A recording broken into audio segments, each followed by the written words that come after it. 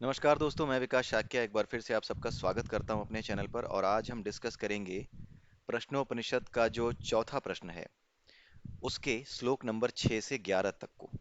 श्लोक नंबर 1 से 5 तक क्या प्रश्न पूछा गया और क्या उत्तर देना शुरू किया था पिप्पलाद जी ने, उसके बारे में पिछले वीडियो में हमने देखा। अब इस वीडियो में इस चौथे प्रश्न का जो बचा हुआ आंसर है जो पिप्पलाद ऋषि ने दिया था उसके बारे में हम डिस्कस करेंगे। ठीक है। तो आपको याद होगा जो प्रश्न पूछा गया था कि कौन हमारे शरीर में सोता है। ठीक है। सोने के बारे में हमने एक डिस्कशन उसमें भी किया हुआ है मांडुक्य उपनिषद में, जिसमें व्यक्ति जब सो जाता है, जब वो सपने नहीं देखता, वो एक स्टेट होती है जिसे हम ब्रह्मलीन अवस्था कहते हैं। ठीक है। उसी स्टेट की बात यहाँ पर थोड़ा और एलेबोरेटिव वे में फिर से कही जा रही है। मांडुक्य उपनिषद जिसने अच्छे से समझ लिया उसे बाकी उपनिषद समझने में, खास करके प्रश्न उपनिषद और जो आपका इसके पहले जो हमने उपनिषद पढ़ा ईशावास्य उपनिषद जो था, ईश उपनिषद जो था, उसको पढ़ने में, उसे समझने में कोई खास दिक्कत आती नहीं है। ठीक है। क्योंकि जो मांडुक्य उपनिषद है वो चेतना की जो व्याख्या है ना, उसकी जो व्याख्या को पूरी तरह से खोल करके रख देता है हमारे सामने। चेतना की व्याख्या, किस स्तर तक चेतना जाती है, वो सब आराम से खोल के रखता है। और उस चेतना की अवस्था को हम आराम से महसूस भी कर सकते हैं कि कौन सी चेतना किस अवस्था में कैसा काम करती है। जब हम सपने देखते हैं तो एक चेतना की अवस्था होती है जिसे तेजस अवस्था कहते हैं। जब हम सपना नहीं देखते, सो रहे होते हैं, बिल्कुल कोई सपने नहीं होते, बिना सपनों की नींद होती है, वो एक अवस्था होती है जिसे ब्रह्मलीन अवस्था कहते हैं। वो अवस्था आती कब है उसके बारे में आगे अब छठे श्लोक में बताया जा रहा है। लेकिन इससे पहले कि मैं अपना एक्सप्लेनेशन शुरू करूं, मैं आपसे रिक्वेस्ट करूंगा कि अगर आप पहली बार आए हैं हमारे इस चैनल पर, तो आप निश्चित रूप से हमारे चैनल की बाकी प्लेलिस्ट को जाकर के खंगाल कर देखिए। वहां आपको निश्चित रूप से ऐसी बहुत सी चीजें मिलेंगी जो आपके काम की होंगी, जो आपके समझने में, आपके समझने के लिए आध्यात्मिक दृष्टि से आपके लिए बड़ी अच्छी होंगी। आ, चाहे वो भगवत गीता हो, चाहे वो हमारा अष्टावक्र गीता हो, उसके अलावा हनुमान जी के बारे में जो सुंदरकांड में जो रामायण का जो हिस्सा है सुंदरकांड, उसके विषय में, रामचरितमानस में सुंदरकांड है, उसके विषय में भी हमने एक प्लेलिस्ट में डिस्कस किया है। तो ये सारी चीजें हमारे चैनल पे अवेलेबल हैं जो बड़ी इंपॉर्टेंट हैं। उसके अलावा एक और हमने प्लेलिस्ट शुरू की है जिसका नाम है कली हनुवाणी। उसको आप जरूर देखिएगा। कली हनुवाणी जो है वो सभी चीजों का प्रैक्टिकल इम्प्लीमेंटेशन कैसा है, इस पूरी सृष्टि का, इस पूरे ब्रह्मांड का, सुर क्या है, असुर क्या है, मन कैसे काम करता है, मन के कितने हिस्से हैं, कोई व्यक्ति अगर किसी तरह के विचार करता है तो वो क्यों करता है, और किस तरह से इन चीजों को जान लेने के बाद कि कैसे विचार करता है मन हमारा, किस प्रकार से हम अपने आत्म को, यानी अपनी आत्मा को किस प्रकार से स्वयं उस मन से अलग करके रख सकते हैं। मन ही आत्मा को देखता है, लेकिन फिर भी मन अब आत्मा को अलग करके देखना लगेगा। यानी आत्मा और मन एक है, ये भ्रम दूर हो जाएगा। आत्मा मन से भी अलग है, क्योंकि हम सब कुछ मन से करते हैं, इसलिए मन पे ही जाकर के बहुत ज्यादा जो अंदर तक जाता है वो आखिर में जाकर के मन पर ही अटक जाता है। लेकिन मन के अलावा भी एक चीज है जिसे आत्मा कहते हैं, और वही मेन है। तो उस आत्मा तक पहुंचने की बात, उस आत्म तत्व को महसूस करने की जो बात होती है, लोग कहते हैं ना कि आत्मा को देखा किसने है। आत्मा को आपका केवल मन देख सकता है, क्योंकि मन का कोई आकार नहीं है, इसीलिए वो बिना आकार की चीज जो आत्मा है वही देख सकता है। उसे उसे अनुभव किया जा सकता है। वो अनुभव कैसे किया जा सकता है, वही कली हनुवाड़ी जो एक पुस्तक है, उसकी एक पूरी प्लेलिस्ट हम बना रहे हैं, वहां पर आपको दिखाया जाएगा। और अगर आप उसमें बताई हुई चीजों को फॉलो करते हैं, उसकी प्रैक्टिस करते हैं, उसमें सब बताया जाएगा कि किस तरह से आपको प्रैक्टिस करनी है। अगर आप उसे प्रैक्टिस करते हैं तो आप निश्चित रूप से ये समझ पाएंगे कि आपके भीतर, आपके मन के अलावा कोई और भी है, और वो आपके मन को और आपका मन उन दोनों को अलग करके देख सकता है। आप ये जान सकते हो कि आप ऐसा क्यों कर रहे हो। नॉर्मली आदमी जब कुछ करता है, गुस्सा करता है, तो वो जान नहीं पाता, उसमें कॉन्शियसनेस नहीं रहती, वो उसके अंदर कोई और ऐसा उसे महसूस नहीं होता जो उसे देखता है गुस्सा करते हुए। उसे गुस्सा करते हुए कौन देख रहा है उसका उसे भान नहीं होता। उसका आभास जब आपको होने लगता है तो आत्मा में जागृति आने लगती है और आप स्वयं को आत्म रूप में पहचानने लगते हो, जानने लगते हो कि हाँ, एक भाव है, एक ऊर्जा है जो अलग से है, जो इस शरीर से अलग है, जो इस मन से अलग है, जो इन इंद्रियों से अलग है। उसी को आत्मा या चेतना, जो चेतना मतलब बौद्ध धर्म में उसे चेतना कहा जाता है, हमारे हिंदू सनातन धर्म में उसको आत्म कहा जाता है, आत्मा कहा जाता है। तो ये सारी चीजें वहां पर ही हैं। ठीक है।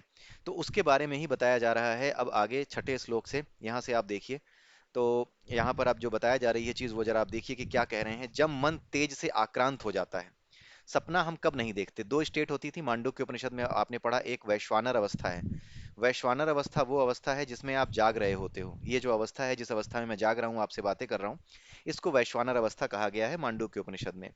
ठीक है, वैश्वानर अवस्था ही कहते हैं, मांडुक्य उपनिषद की बात नहीं, इसे वैश्वानर अवस्था ही कहा जाता है। इसके बाद आती है आपकी जो नींद वाले सपने होते हैं उसकी अवस्था, उसको कहा जाता है तेजस अवस्था। ठीक है, लेकिन बात हो रही है सोने की। पूछा था शिष्य ने प्रश्न, जो शिष्य का प्रश्न था वो ये था कि सोता कौन है। तो सोने की अब बात हो रही है, और जिस चीज को हम सोना कहते हैं, यानी सुषुप्त की अवस्था कहते हैं, सोने की अवस्था कहते हैं, वो अवस्था क्या होती है, वो तेजस नहीं होती।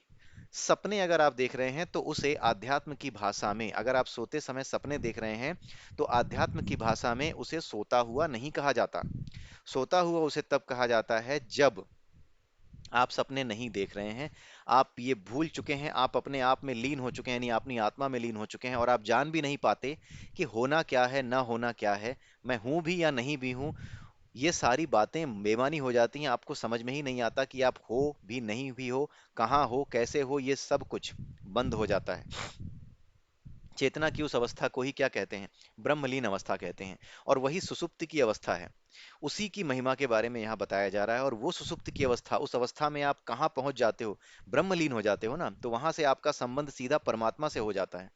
लेकिन क्योंकि आप जागृत नहीं हो, इसलिए उस अवस्था को जानते नहीं, पहचानते नहीं, आप प्रकृति के द्वारा वहां ले जाए जाते हो और समय पूरा होने पर जगा दिए जाते हो। ठीक है, तो जो अज्ञानी हैं, जो जान नहीं पाते, वो वहां तक जाते भी हैं, उसे टच करके आते हैं, उस अवस्था को जिसे ब्रह्मलीन अवस्था कहते हैं, और उसे जान ही नहीं पाते, क्योंकि जाना जा ही नहीं सकता उसे। ये तो आप जानते ही हैं कि उसे जाना नहीं जा सकता। ये किसी भी नास्तिक को एक्सेप्ट करना होगा कि उस अवस्था में जब आप जीवित रहते हो, फिर भी आपको पता ही नहीं होता कि आप हो भी या नहीं, होना क्या होता है, ना होना क्या होता है, ये अवस्था हर कोई अनुभव करता है। उसी अवस्था को ब्रह्मलीन अवस्था कहा जाता है। और ये कोई भी नास्तिक समझ सकता है कि उसे जाना नहीं जा सकता। तो इसलिए जब उसे जाना नहीं जा सकता, तो जब ये बातें शास्त्रों के माध्यम से कही जाती हैं, तो इसे इसी प्रकार से समझा जाए। ठीक है, ज्यादा होशियारी जो लोग दिखाते हैं कि जाना ही नहीं जा सकता, लो अब तो ये कह दिया कि जाना ही नहीं जा सकता, फिर भी भगवान है, लो जी, ऐसी कैसी बात है। अरे गधों, जब तुम रोज इस बात को अनुभव कर रहे हो, इस विशिष्ट चीज को अनुभव करते हो कि तुम होना या ना होना क्या है, इसे अनुभव नहीं कर पाते, फिर भी तुम जीवित रहते हो, इसका मतलब चेतना की एक अवस्था है, इतना तो तुम समझ सकते हो ना। वो सोना भी, जिसमें सपने नहीं है, वो भी एक स्वप्न की अवस्था है, एक चेतना की अवस्था है, तभी तो आप जीवित हो। अगर चेतना ना हो तो आप जीवित नहीं होगे। उसी को ब्रह्मलीन अवस्था कहते हैं। ठीक है, और वो कब प्राप्त होती है इसके बारे में बताया जा रहा है। जब हमारा मन तेज से आक्रांत, आक्रांत यानी चारों तरफ से किसी को घेर लिया जाए। ठीक है, आक्रांत करना यानी चारों तरफ से किसी को घेर लेना। तो हमारा मन ही सारी कल्पनाएं करता है, हमारा मन ही सारी इच्छाएं करता है, और उन इच्छाओं के बाद हमारी इंद्रियां अपना काम शुरू करती हैं। यहां पर यह बताया जा रहा है कि जब हमारा एक मन तेज से, तेज यानी ऑरा, और ये तेज पता है क्या होता है, आपने तीन चीजों के नाम सुने होंगे, वात, पित्त और कफ। ठीक है, इसमें से जो पित्त है ना, यही सूर्य का वो ओज है, पित्त ही, आई रिपीट, यही पित्त ही सूर्य का वो ओज है जिसकी बात यहाँ की जा रही है। और यही ओज, यही पित्त, जब आपकी बॉडी में चारों तरफ से आपके मन को घेर लेता है, यानी मन के सारे दरवाजे बंद कर देता है, उन सारे दरवाजों को जिनके माध्यम से वो इस प्रकृति से संपर्क करता है, और संपर्क में आने के बाद रिएक्शन करके कर्म उत्पन्न करता है, इच्छा उत्पन्न करता है, उन सभी रास्तों को जब ये पित्त बंद कर देता है, ये पित्त जो ऊर्जा है जब ये बंद कर देती है, तो मन सोचना बंद कर देता है, कल्पना करना बंद कर देता है। और जब मन पूरी तरह से बंद हो जाता है, तो फिर हमारी शारीरिक गतिविधियां और कल्पना की अवस्था सब बंद हो जाती है। मन भी कल्पना तभी करता है जब इसका संपर्क किससे होता है, इस प्रकृति के तीन गुणों से होता है। लेकिन ये जो सूर्य का तेज है, जो परमात्मा से प्रकट है, जो पित्त रूप में हमारे भीतर विद्यमान है, ये जब उसको घेर लेता है मन को, यानी परमात्मा मन को संतुलित कर सकता है, बशर्ते कि आप उसे समझ सको, आप उस स्थिति में जा सको, परमात्मा की जो ऊर्जा है उस ऊर्जा के साथ एक हो सको। तभी उसी स्थिति में ही आप ये जान सकोगे कि वो करता कैसे है, वो क्यों करता है। राइट, तो उस स्थिति में, जो कि पित्त की स्थिति है, जब ये पूरा पित्त हमारे शरीर में, जब हमारे मन को घेर लेता है, यानी पित्त में मन को घेरने की शक्ति होती है, ये आप समझ जाइए। पित्त जब मन को घेर लेता है, मन जब संपर्क नहीं कर पाता इस प्रकृति से, प्रकृति के सत, रज और तम तीन गुणों से, प्रकृति के तत्वों से, 24 तत्वों से जब कोई रिएक्शन नहीं कर पाता, तो ये क्या होता है, बिल्कुल शून्य में चला जाता है, ये बिल्कुल खाली हो जाता है। जब ये बिल्कुल खाली हो जाता है, कोई कल्पना नहीं करता, तब सपने आना बंद हो जाते हैं, और आप बिना सपनों की नींद में चले जाते हो। उसी अवस्था को क्या कहा जाता है? ब्रह्मलीन अवस्था कहा जाता है, जिसके बारे में मांडुक्य उपनिषद में भी आपने देखा होगा। हमारे ही चैनल पर मांडुक्य उपनिषद की भी वीडियो है। जितने भी उपनिषद हैं उन सब की वीडियो हमारे चैनल पे अवेलेबल है। धीरे धीरे करके उपनिषद, ये उपनिषद की ही वीडियो है, तो वैसे ही और भी उपनिषद हैं, मांडुक्य उपनिषद, उसके बारे में बताया गया है। अब यहाँ पे इस श्लोक में एक एग्जाम्पल दिया गया है। ये श्लोक नहीं है, बेसिकली स्टैंजास कह सकते हैं। मैं श्लोक लिख देता हूँ, ये श्लोक की तरह नहीं है, स्टैंजा के फॉर्म में है। ठीक है, एक गद्य के फॉर्म में जो है आते हैं, और उसको लिखा लिखा हुआ है, उसको समझाया हुआ है, शिष्य को गुरु ने समझाया हुआ है उस भाषा में। अब यहाँ पे एक एग्जाम्पल दिया गया है, जैसे लकड़ी होती है, लकड़ी को जलाओ तो उसमें आग लग जाती है। जिस चीज में अग्नि का गुण ना हो, उस चीज में आग नहीं लग सकती। यानी लकड़ी में आग लगने का अर्थ है कि लकड़ी में अग्नि का गुण होता है, लेकिन अग्नि उसके भीतर छुपी रहती है। तो यही एग्जाम्पल यहाँ दिया गया है। जिस तरह से लकड़ी में अग्नि छुपी रहती है, उसी प्रकार से जब ये मन पूरी तरह से लुप्त हो जाता है, यानी पित्त से चारों तरफ घेर लिया जाता है, ठीक है, जब चारों तरफ से ये घेर लिया जाता है, तो इसकी अभिव्यक्ति के सारे द्वार जब बंद हो जाते हैं, तो सारी इंद्रियां भी शांत हो जाती हैं। हमारी आंखें वांखें क्योंकि किसी काम की नहीं रह गई। जब मन नहीं है तो फिर ये चीजें किसी काम की नहीं रह जाती। जब ये सारी चीजें बंद हो जाती हैं चलना, तो जैसे कि काठ में यानी लकड़ी में आग होती है, उसी तरीके से हमारा ये पूरा का पूरा जो अस्तित्व है, जो कर्म करता है, उसे हम अग्नि माने, तो वो उसी काष्ठ में यानी परमात्मा में, परब्रह्म में विलीन हो जाता है। इसी ब्रह्म में विलीन हो जाता है। यानी जिस प्रकार से काठ में आग होती है, उसी प्रकार इसी परमात्मा में हमारी सारी इंद्रियां, सारा हमारा जो मन है, सारे विचार, ये सब कुछ, सारे कर्म कारण, कर्म और कर्म करने के कारण, इन सभी का बीज, ये सब उसी में जाकर के क्या हो जाता है? लुप्त हो जाता है, बंद हो जाता है डिब्बे में। ठीक है, जैसे काठ में अग्नि भरी होती है, उसी तरीके से यही यहाँ पे एग्जाम्पल दिया गया है। तो अब आप समझ गए होंगे कि आप नींद की अवस्था में कब पहुंचते हैं, जब पित्त चारों तरफ से आपके उसको घेर लेता है तब। यानी अगर आपको ज्यादा सपने आ रहे हैं, तो इसका मतलब है कि ज्यादा चिंता करने की वजह से, या शरीर में ज्यादा एसिड होने की वजह से, या फिर किसी और कारण से आपका पित्त असंतुलित है और आप सही नींद नहीं ले पा रहे हैं। तो अपने पित्त को सही करने का प्रयास कीजिए, जो योगाभ्यास में आपको बताया जाता है, योग विज्ञान में आपको बताया जाता है, वहां जाकर देख सकते हैं। इस वीडियो में वो स्कोप नहीं है कि उसको मैं यहाँ पे डिस्कस करने बैठूं। तो इस वजह से मैं आपको सिर्फ बता दे रहा हूँ कि हाँ, पित्त के विषय में आपको जानना चाहिए, और पित्त के विषय में आपको पता होना चाहिए। पित्त अगर आपका असंतुलित है किसी भी वजह से, बहुत ज्यादा सोचने की वजह से शरीर में टॉक्सिन्स पैदा होने लगते हैं, इन्हीं चीजों की वजह से वात पित्त और कफ जो है असंतुलित होते हैं, और कोई कारण नहीं है। और इन सब का एक ही इलाज है, योग। ठीक है, योग करिए। ठीक, तो आइए देखते हैं अब अगला श्लोक देखते हैं। श्लोक नहीं, स्टेंजा कह देते हैं। ये छोटे छोटे एग्जाम्पल्स ही हैं, ये सारे के सारे ना एक कंपैरिजंस दिए गए हैं, एक एक तरीके की कंपैरिजन की गई है यहाँ पर। यहाँ पर ये बताया गया है कि जैसे सारे पक्षी शाम होने पर अपने घोंसले में लौट आते हैं, उसी तरह से जब मन का द्वार चारों तरफ से बंद हो जाता है, तो हमारे शरीर सारे पक्षी, यानी कि ये इंद्रियां, ये मन, ये विषय, ये सारी चीजें, इनको पक्षी बताया गया, और ये पक्षी भी सीधे कहाँ चले जाते हैं? आत्मा में, यानी अक्षर ब्रह्म में स्थित हो जाते हैं। अक्षर ब्रह्म क्यों कहा जा रहा है?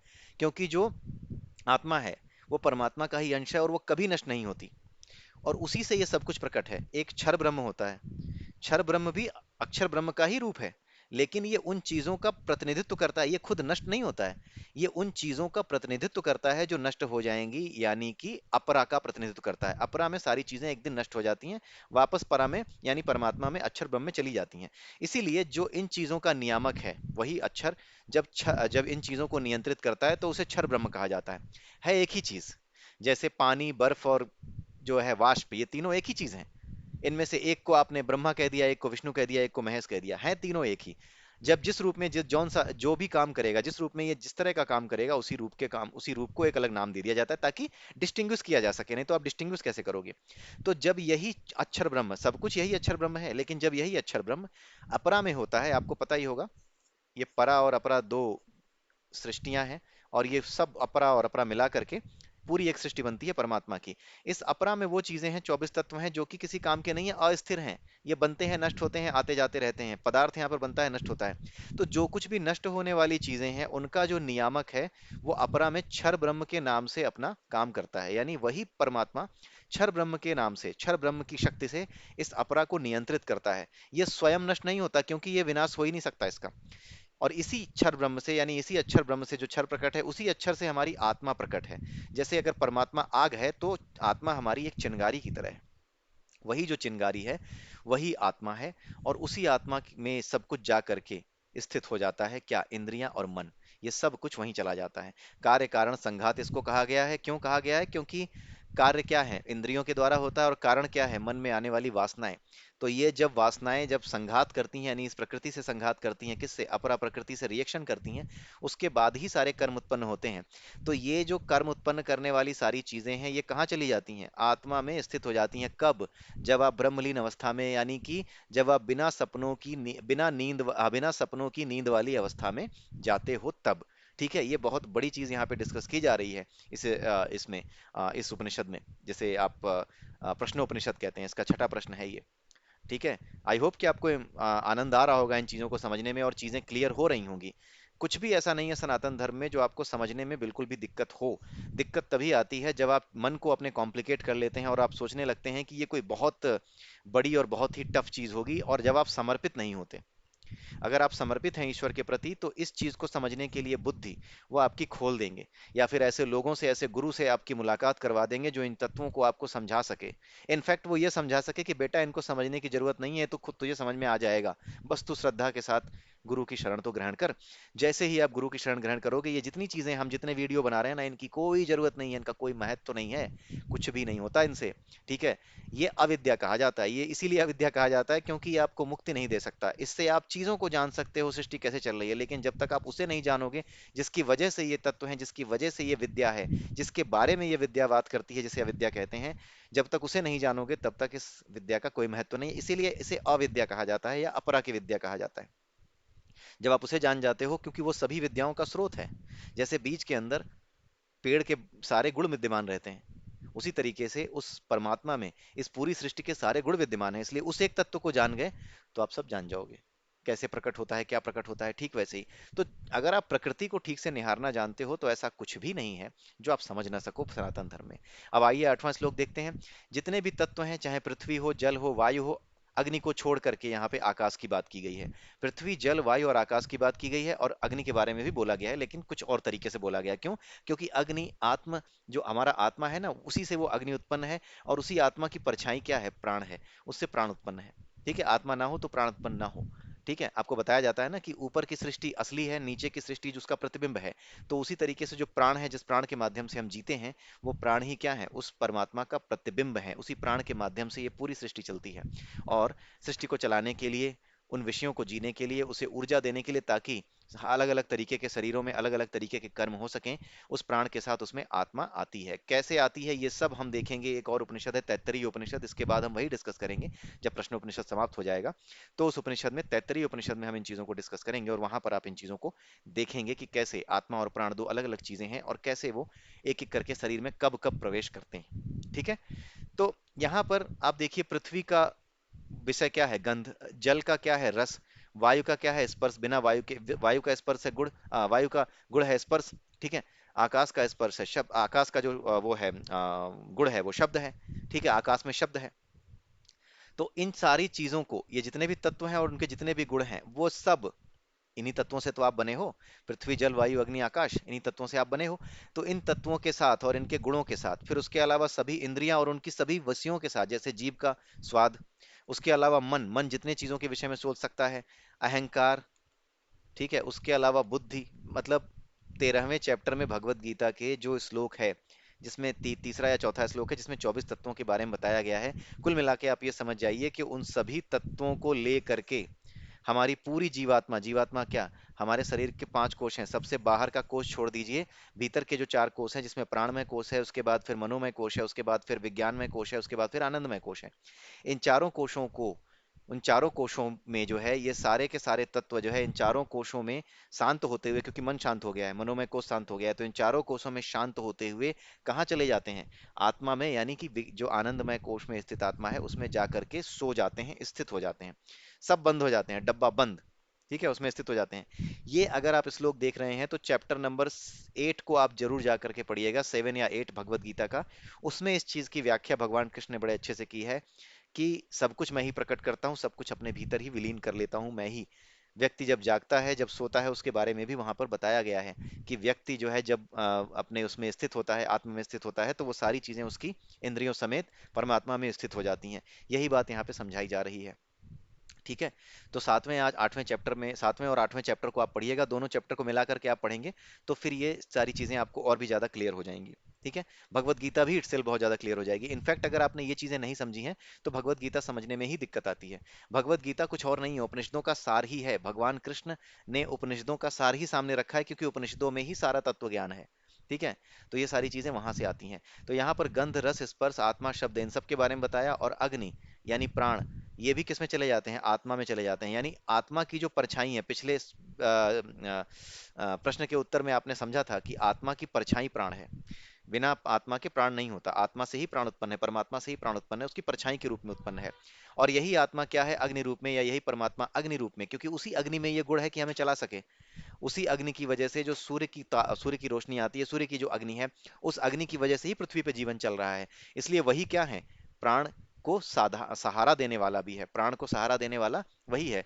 और बिना उस प्राण के, यानी कि जो आत्मा से प्राण स्थित है, उस आत्मा के बिना फिर ये अग्नि नहीं है। यानी आत्मा इन दोनों के प्रकट करने वाला है, अग्नि को और प्राण को। आत्मा किस तरह से प्रकट करता है प्राण को? अपनी परछाई के रूप में। ठीक है। प्राण को अपनी परछाई के रूप में प्रकट करता है। आत्मा में ही जीवन है, आत्मा से ही जीवन है। लेकिन हमें जीवन किससे पता चलता है? प्राण से। जैसे आदमी नहीं दिख रहा, उसकी परछाई दिख रहा है तो पता लगता है कि ओह कोई तो है। आदमी नहीं दिख रहा है लेकिन उसकी परछाई आ रही है तो पता लगता है ओह कोई तो है। उसी तरीके से आत्मा को जब तक आप नहीं जान पाते हो तब तक प्राण को ही सबको समझते हो कि जब तक प्राण है तब तक आदमी जीवित है। अब समझ में आ रहा होगा कि क्या कह रहा हूं मैं। तो इस प्राण को परछाई के रूप में जानना और इस आत्मा को सही रूप में जानना कि यही वास्तविक है। व्यक्ति कोई और है, ये तो उसकी परछाई है। लेकिन आभास हो जाना कि प्राण आत्मा की वजह से ही है, प्राण के विषय में सही से ज्ञान हो जाना कि ये अगर हैं तो जिस तरह से हमारी परछाई होती है, उसी तरीके से कोई जीव होने, किसी व्यक्ति के होने पर ही परछाई है, उसी प्रकार से अगर हमारे शरीर में प्राण है तो ये प्राण भी किसी की परछाई है। असली कोई और है जिसकी वजह से ये प्राण चल रहा है, ये असली कोई और है। तो ये परछाई और जो व्यक्ति है उसका उदाहरण लेकर के पिछले प्रश्न में भी समझाया गया और यहाँ पर भी इसी बात को हम दोहरा रहे हैं। तो ये भी, यानी कि अग्नि रूपी प्राण, ठीक है, प्राण ये भी आत्मा में क्या हो जाता है? स्थित हो जाता है। यानी जो परछाई है वो वापस आत्मा में चली जाती है। जैसे सूरज की रोशनी चले जाने पे परछाई खत्म, लेकिन परछाई प्रकट करने वाला वो पुरुष तो अभी भी है।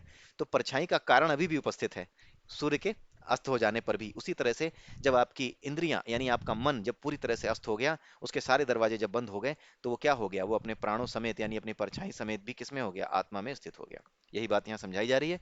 आई होप कि आप ये मेटाफोरिक लैंग्वेज समझ पा रहे होगे कि यहाँ पर क्या कहा जा रहा है। ठीक है। श्लोक 9 में ये बताया जा रहा है, स्टैंजा 9 में बेसिकली, कि बिना सपनों की जो नींद होती है, इसे ब्रह्मलीन अवस्था कहते हैं, उसके बोध की बात की जा रही है। ठीक है। उसका बोध कैसा होता है? ठीक है। यहाँ पर कुछ नई चीज नहीं बताई जा रही है, बोध की भी इनफैक्ट जो है बात नहीं बताई जा रही है। आपको बोध कराया जा रहा है कि होता क्या है। ठीक है। ये बताया जा रहा है कि यही जो देखने वाला है, कौन? यही जो शरीर के 5 कोष की बात की थी ना मैंने, जिसमें शरीर के 4 कोष, अंदर के 4 कोष की मैंने बात की। नीचे थोड़ा लाते हैं, शरीर के जो 4 कोषों की बात की, 1 2 3 4। ऊपर का तो अन्नमय कोष होता है, अंदर के प्राण, मन, फिर उसके बाद विज्ञानमय कोष, और उसके बाद आनंदमय कोष।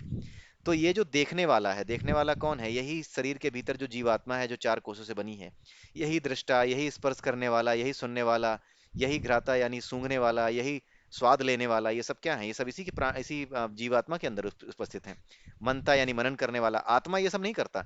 ये आपका जीव आत्मा करता है, जो इन सभी तत्वों से, मन से और इन सभी चीजों को जोड़ता है इंद्रियों से। ठीक है। वो करता है। और यही बुद्धि, यही इसके पास बुद्धि, यही बुद्धि का इस्तेमाल करता है और यही करता है। करता यानी इसके अंदर जो मनोमय कोश में जो वासनाएं हैं वही उसका कारण है, और इसी की वजह से इसका मन जो है चलना शुरू होता है। मन जब चलना शुरू होता है तो शरीर को चलाना शुरू करता है, शरीर को चलाना शुरू करता है तो कर्म होते हैं। तो यही जब करने वाला है, जब ये करता है, तो यही विज्ञानात्मा पुरुष है, यही विज्ञानमय कोश तक की बात हो रही है। यहाँ से लेकर के, यानी प्राणमय कोश से लेकर के मनोमय कोश से लेकर के विज्ञानमय कोश तक की बात को विज्ञानात्मा पुरुष कहा जा रहा है। और यही किसमें चला जाता है? आनंदमय कोश में स्थित अक्षर परमात्मा में सम्यक रूप से स्थित हो जाता है। कब?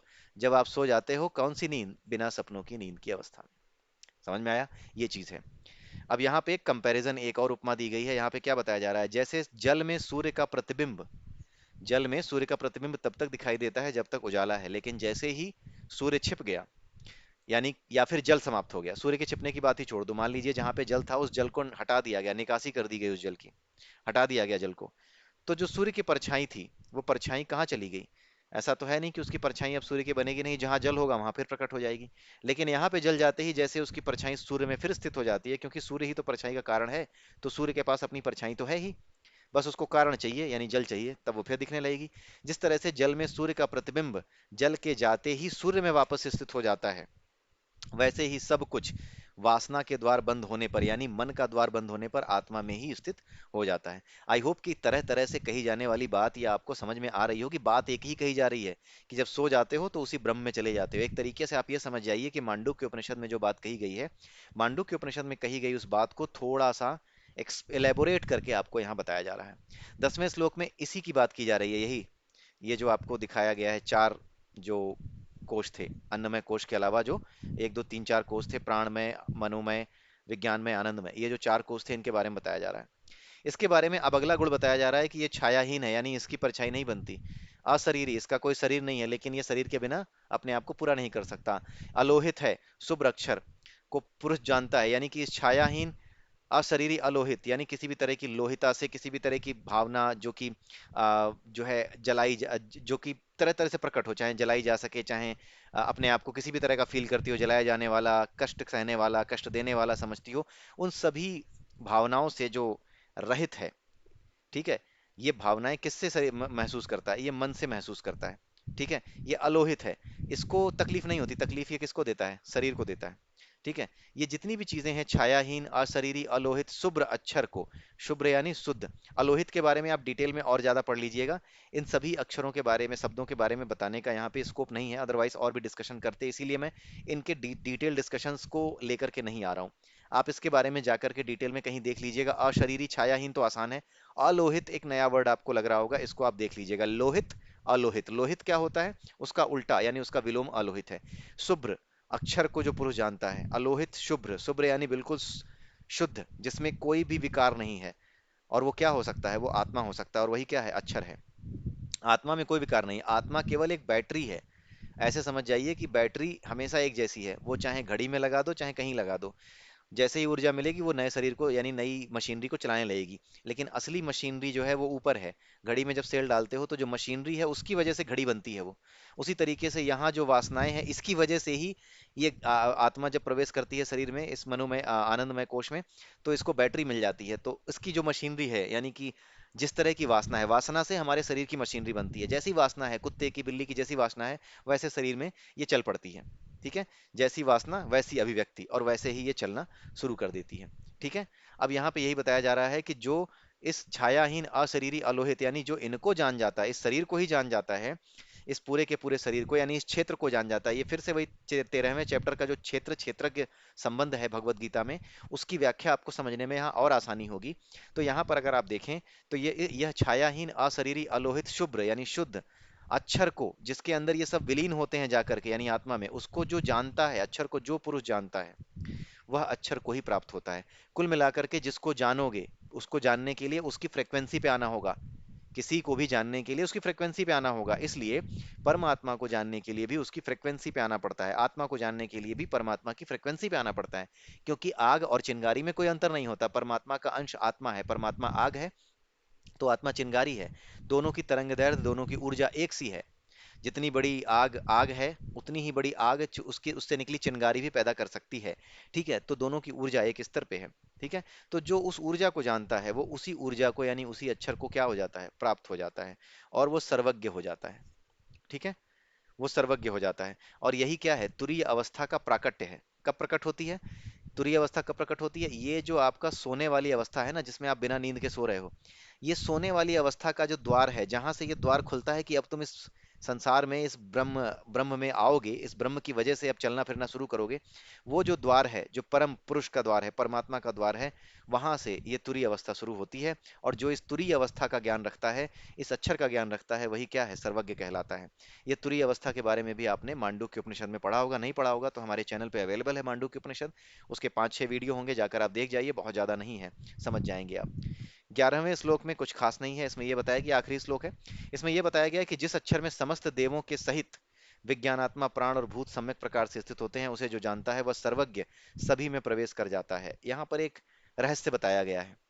जैसे होता है ना कि कोई व्यक्ति ये कहता है कुछ बातें आपने सुनी होंगी कि कोई व्यक्ति दूसरे के मन की बात जान गया, कोई व्यक्ति ये जान गया कि वहां क्या हो रहा है, वो यहीं से बैठे बैठे दिव्य दृष्टि से जान गया कि वहां क्या हो रहा है, वो यहीं बैठे बैठे दिव्य दृष्टि से संजय महाभारत देख पा रहा है।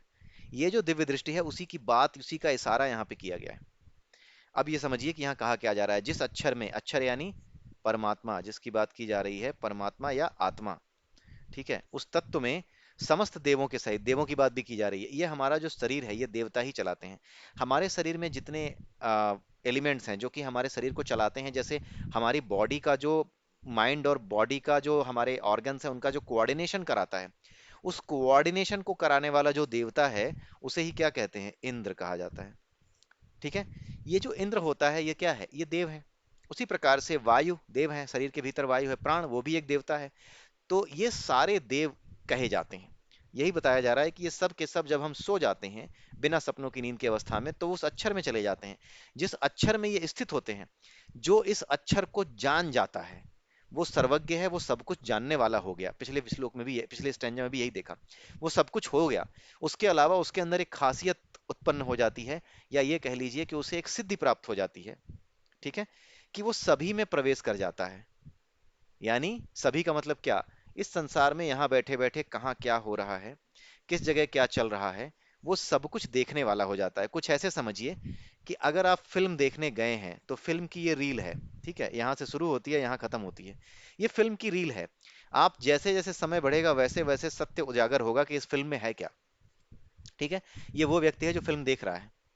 ठीक है, लेकिन जो इस अवस्था में आ गया, जो इसे जान गया, अक्षर को जान गया, वो क्या बन गया, वो फिल्म का डायरेक्टर बन जाता है, वो फिल्म के लेखक की तरह काम करता है। डायरेक्टर को सब पता है क्या फिल्म में है क्या नहीं है।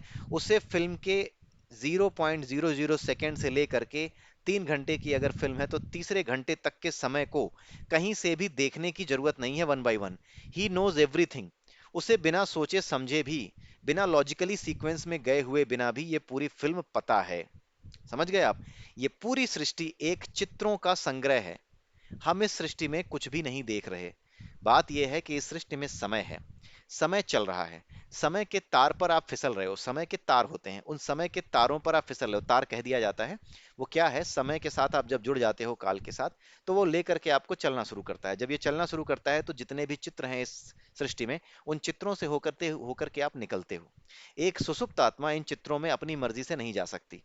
उसको जो चित्र दिखाए जाते हैं वही चित्र देख सकती है, जैसी उसकी वासना है। जब तक वासना है तब तक वो चित्रों में उसकी वासना के अनुसार ही ले जाया जाएगा, सीधी सी बात है। जब उसकी वासनाएं समाप्त हो जाती हैं, जब उसके भीतर उसका मन, उसका अंतःकरण शुद्ध हो जाता है, तब जिस चित्र की वो कल्पना करता है, उस कल्पना वाले चित्र में ये समस्त देव उसको पहुंचाते हैं। वो फिर अपनी मर्जी से चीजों को देखने लगता है, वो अपनी मर्जी से सभी जगह पे प्रवेश पाने लगता है। ठीक है, ये केवल और केवल सिद्धि प्राप्त लोगों को ही महसूस होता है। कई लोगों को आपने देखा होगा कि वो बता देते हैं कि आने वाले समय में क्या होगा या 4 दिन बाद क्या होगा। थोड़ा सा विवेक हमारा भी जागृत होता है। जैसे कोई लड़का अगर पढ़ाई ना कर रहा हो, सही से ना पढ़ रहा हो, तो इतना विवेक तो हमें है ही, बुद्धि तो हमें है ही कि ये पढ़ेगा नहीं तो ये फेल हो जाएगा, पेपर बड़ा टफ आता है इसका, ऐसे जाके कोई वनीला एग्जाम नहीं है कि जा करके दे आएगा और खत्म हो जाएगा। ये टफ एग्जाम है, इसको जब तक पढ़ेगा नहीं ये पास नहीं होगा। अगर पास नहीं होगा तो इसका फिर जीवन, ये आखिरी मौका है, इसके बाद इसका जीवन जो है अंधकारमय है। फिर इसको कुछ साधारण सा काम या फिर 2 नंबर 4 नंबर के काम करके ही जीवन बिताना पड़ सकता है। तो थोड़ी चीजें तो हम भी समझ लेते हैं क्योंकि हम इस संसार में लॉजिकल सीक्वेंस में देख पाते हैं। उसी तरीके से इस संसार में जितना भी ये पूरी सृष्टि है ये चित्रों का संग्रह है। जब तक आपके मन में वासना है, आपकी आपका जो मन है वो उन समय के तारों पर, यानी उस काल के माध्यम से अलग अलग चित्रों में, जिस तरह की वासना है वैसे वैसे चित्रों में चला जाता है। आप घूमते रहते हो और वो आगे चला जाता है, बढ़ता रहता है। आपकी मर्जी से आप अपने चित्र को बदल नहीं सकते। आप चाहो कि ये स्थिति बदल जाए तो वो स्थिति आप बदल नहीं पाते, लेकिन जब आप एक जागृत आत्मा हो जाते हो तो स्थितियां बदलने लगते हो। क्यों? क्योंकि केवल जो जागृत आत्मा है, जो वासना में नहीं फंसी है, उसी की देवता हेल्प करते हैं। वो क्या करते हैं, देवता यानी कि वो एलिमेंट्स इस तरीके से लगाए गए हैं कि जब वो अपने कर्मों की पोटली छोड़ देता है, यानी जो वासना है, जब आप अपनी वासनाओं को त्याग कर देते हो, तभी ये जो देव है, यानी जो इंद्रियों को चलाने वाले, चाहे इंद्र हो, चाहे जितने भी हो, चाहे माता सरस्वती, या जो भी जिनको भी आप जानते हैं, अलग अलग एलिमेंट्स हैं, माता सरस्वती यानी बुद्धि। उसी प्रकार से जितने भी एलिमेंट्स हैं, जितने भी तत्व हैं, वो उसी की हेल्प करते हैं उसे उसकी मर्जी से, यानी जब वो सोचना शुरू करता है तब उसके उसकी मर्जी से काम कराने पे वो वश हो जाते हैं। क्यों? क्योंकि ये पूरी सृष्टि परमात्मा की मर्जी से चल रही है। जब आप अपने मन से वासनाओं को अलग कर लेते हो, तो वो जो तत्व हैं वो भी क्या करते हैं, वो जान जाते हैं कि आप परमात्मा की जो ऊर्जा है उसके तुल्य हो गए हो। तो जैसे वो परमात्मा के लिए काम कर रहे हैं, वैसे ही वो आपकी इच्छा के लिए काम करने लगते हैं। ठीक है? आपको ये पता होता है, लेकिन आप में फिर अहंकार नहीं आता। आप किसी को बता भी नहीं पाते। ऐसे बहुत से लोग हैं जो इस रहस्य को जानते हैं, लेकिन वो बोल नहीं सकते, वो बता नहीं सकते। मैं भी नहीं बता सकता कि कैसा महसूस होता है, क्योंकि ये बताने वाली चीज है ही नहीं। ये इंद्रियों से ग्रहण की ही नहीं जा सकती। ये जब तक खुद ना जानो तब तक नहीं पता चलेगा। यानी बिना मरे स्वर्ग नहीं मिलेगा, कुछ वैसी बात है। ठीक है? तो जब तक आप नहीं जानोगे तब तक आप नहीं जान पाओगे। तो ये जो बात कही गई है कि वो सभी में प्रवेश कर जाता है, ये यही बात यहाँ बताई गई है कि जो इस लेवल पे आ जाता है, यानी सोते समय तो आप इस स्टेट में गए हो, लेकिन सोते समय जब आप इस स्टेट में गए हो, अंदर की ओर गए हो, ठीक है, ये स्टेट जब आपकी जागते समय भी आप प्राप्त करने लगो, या आपकी आत्मा की ऊर्जा ही उस लेवल पे आ जाए जागते हुए भी, किसी भी स्थिति में चेतना की उस स्थिति को प्राप्त कर लेते हो, तब आप किसी में भी प्रवेश कर सकते हो। किसी भी स्थिति को, किसी भी समय को जाकर के देख सकते हो कि उस समय वहां क्या हो रहा है, या किसी के मन में क्या चल रहा है। आप ये चीजें जानने लगते हो, उसका भूत वर्तमान भविष्य तीनों चीजें दिखने लगती हैं। इसी के साथ आज का ये वीडियो मैं समाप्त करता हूँ। आई होप कि आपको पसंद आया होगा। पसंद आया है तो लाइक कीजिए, सब्सक्राइब कीजिए हमारे चैनल को, और अगले वीडियो तक के लिए नमस्कार, जय श्री राधे, जय श्री कृष्णा।